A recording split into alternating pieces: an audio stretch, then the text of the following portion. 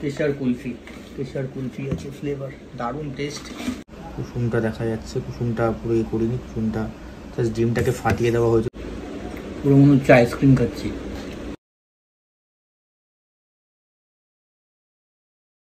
তো আজকের টপিক ছিল মাস গেনের ওপর। এরপর ওয়েট লস কিভাবে করতে হয় সেটাও আমি বলে দেবো। তোমরা যারা ওয়েট গেন করতে চাও, এখানে তো অনেক রকম টাইপের ডায়েট আছে। তো আমার তো ওয়েট গেন করতে হবে, কারণ আমি রোগা পাতলা ছেলে। তো আজকে জিম করে এসে আমি কি খাচ্ছি সেটা তোমাদেরকে দেখাচ্ছি।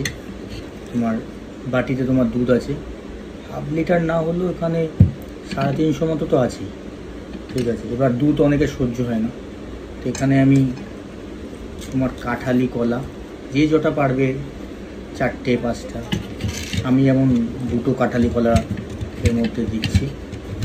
এটা তুমি যদি মিক্সিতে ব্র্যান্ড করে নাও তাহলে আরও খুব ভালো, মিক্সিতে দিলে ব্যাপারটা আরও খুব ভালো হবে। তো আমি এরকমভাবেই খাই। দিয়ে দেবে, দেওয়ার পর তোমার কেলগসের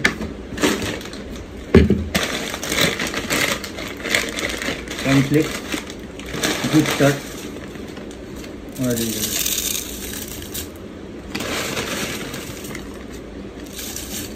যতটা মোটামুটি পরিমাণ বুঝে তোমাদের নিতে হবে। পরিমাণ বুঝে নেওয়ার পর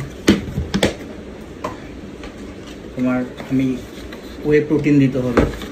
ওয়ে প্রোটিন আমি আজকে দেবো মোটামুটি, যদি আলাদা করে আমি খেতাম তাহলে আমি 2 স্কুপ দিতাম। এখানে 1 স্কুপ দেবো আমি তোমার ওয়ে প্রোটিন।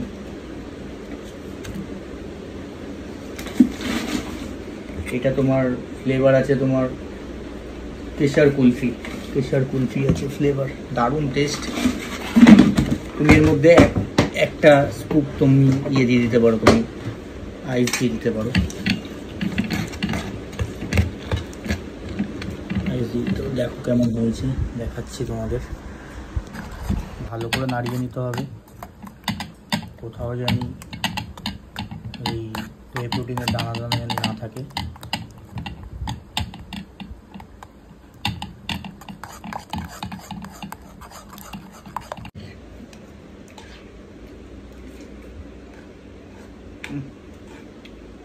পুরো মনে হচ্ছে আইসক্রিম খাচ্ছি।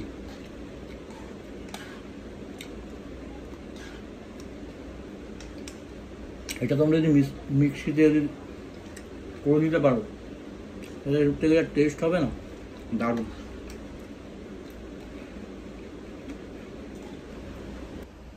একটু আগে যে মিল্ক শেকটা বানালাম ওইটা খাওয়ার পর এবার এইটা খাচ্ছি। এটার মধ্যে নড়ের স্যুপ দেওয়া রয়েছে আর ডিম ফাটানো রয়েছে। আমার সিদ্ধ ডিম খেতে অত ভালো লাগে না বলে আমি ডিমটাকে এরকমভাবে খাই। তো এক একদিন এক এক রকমভাবে খাই, ছোলা বাদামও খাই, তারপর স্যান্ডউইচ করে নিই ব্রেড দিয়ে, ওর মধ্যে সবজি দিয়ে দিই, বাটার দিয়ে দিই, তারপর আটা রুটি 2 পিস একটু তরকারি দিয়ে। কার্ব জাতীয় জিনিস খেতে হবে, কেন আমাকে মাস গেন করতে হবে। তো আজকের টপিক ছিল মাস গেনের ওপর। এরপর ওয়েট লস কিভাবে করতে হয় সেটাও আমি বলে দেবো, কী কী খাবেন কী কী খাবেন না।